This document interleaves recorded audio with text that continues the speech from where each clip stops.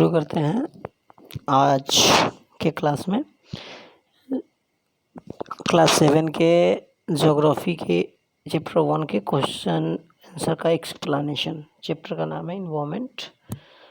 Question answer का explanation करेंगे।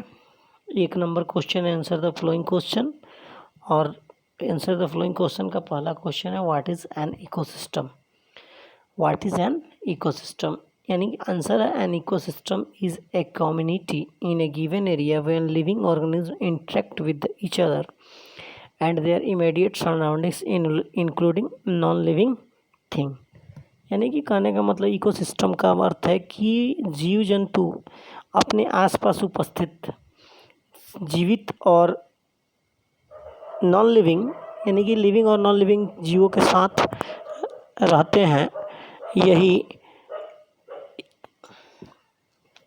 दूसरा क्वेश्चन है what do you mean by natural environment, यानी कि प्राकृतिक पर्यावरण से आप क्या समझते हैं।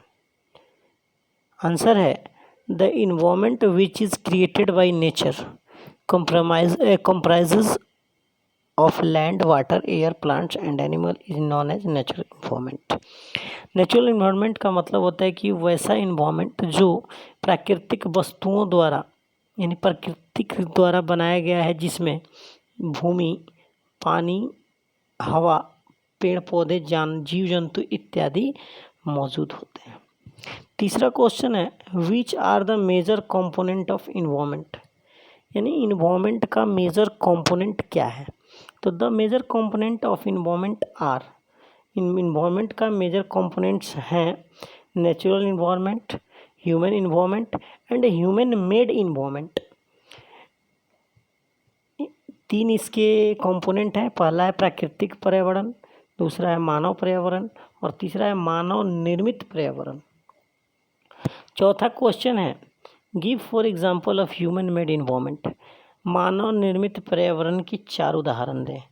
तो for example human made environment are, मानव निर्मित 4 पर्यावरण का उदाहरण है व्हीकल यानी कि वाहन, बिल्डिंग्स यानी कि भवन, रोड्स यानी सड़क और पार्क यानी कि खेलने के लिए जगह, पार्क्स यानी घूमने के लिए जगह। अगला क्वेश्चन है व्हाट इज़ लाइथोस्फीयर। लाइथोस्फीयर हमने पहले भी चर्चा किया है।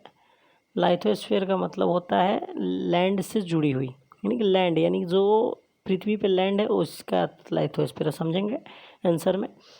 लाइथोस्फीयर इज द सॉलिड क्रस्ट और hard top layer of the earth which is made up of the rocks and minerals and covered by the thin layer of soil. Lithosphere जो होता है पृथ्वी का ऊपरी कठोर हिस्सा होता है जो रॉक्स और मिनरल्स का बना हुआ होता है और इसके ऊपर एक मिट्टी की पतली परत होती है। Which are 2 major component of biotic environment, जैविक पर्यावरण के 2 मुख्य कंपोनेंट कौन कौन से हैं।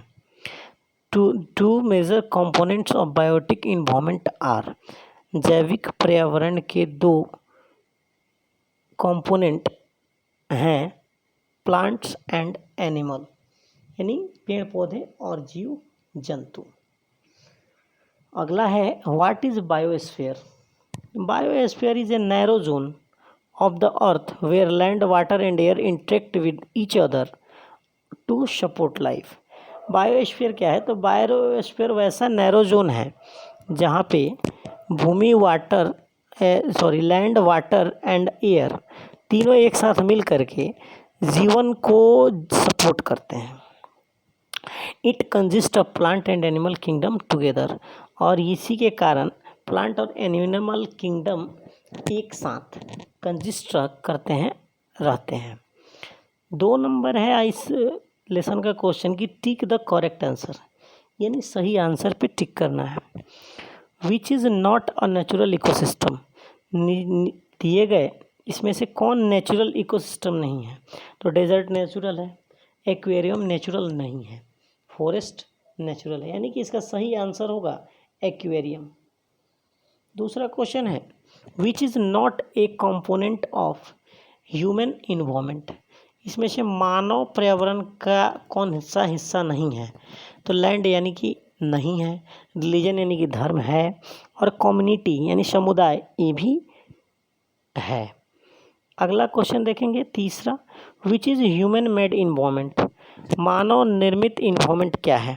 तो माउंटेन मानव ने नहीं बनाया है, सी भी नहीं बनाया है, रोड ये आपका ह्यूमन मेड इन्वायरमेंट है।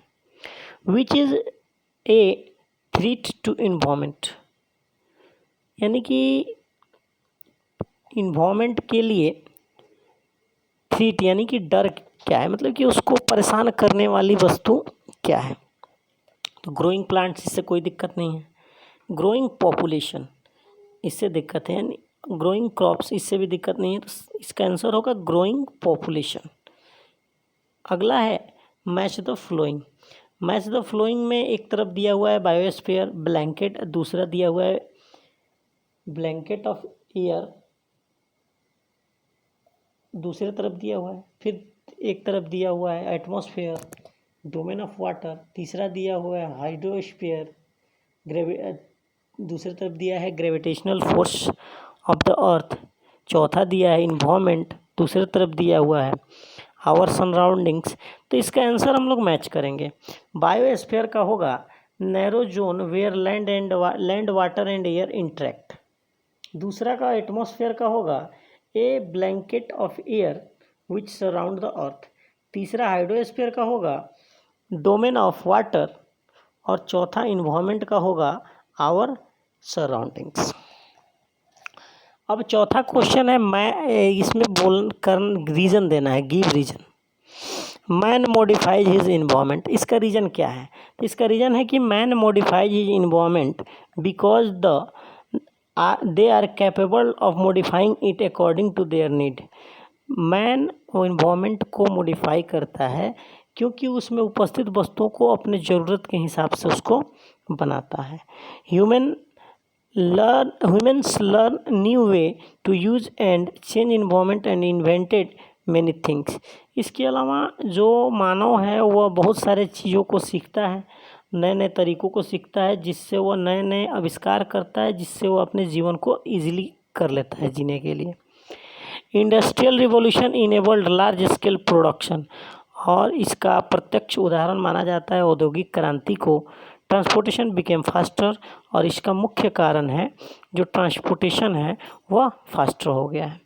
Information revolution made communication easier and speedy across the world, और इसके और भी एक मुख्य कारण है कि जो सूचना प्रसारण है, यानी सूचना एक स्थान से दूसरे स्थान तक भेजना है, वह कम्युनिकेशन इतना ईजियर हो गया है कि आज हम बहुत ही तेज़ी से संसार के किसी में कम्युनिकेशन यानी कि मैसेज को भेज सकते हैं।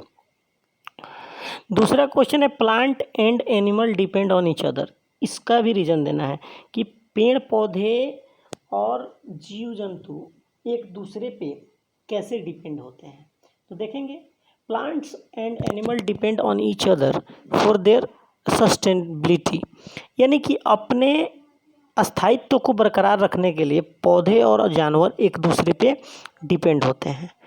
Animals consume plant as they are the only producer and also takes oxygen from them, और एनिमल जो हैं क्या करते हैं, तो पौधे को भोजन के रूप में उपयोग करते हैं और उससे ऑक्सीजन का भी उपयोग करते हैं। Plants are dependent on animal as they give out carbon dioxide which is, और इसके दूसरे शब्दों में प्लांट्स जो हैं एनिमल पे डिपेंड होते हैं क्योंकि एनिमल जो होता है कार्बन डाइऑक्साइड छोड़ता है, जिसका उपयोग इम्पोर्टेंट फॉर फोटोसिंथेसिस यानी प्रकाश संश्लेषण की क्रिया के लिए यह बहुत ज़रूरी होता है, फोटोसिंथेसिस के लिए बहुत ज़रूरी होता है। Also dead remains of animal provide nutrient to the plants, इसके अलावा जो मरे हुए जीव जंतु होते हैं वो पौधों को न्यूट्रिएंट यानी पोषक तत्व देते हैं। इस प्रकार से यह एक दूसरे के पूरक होते हैं, एक दूसरे का सहायता करते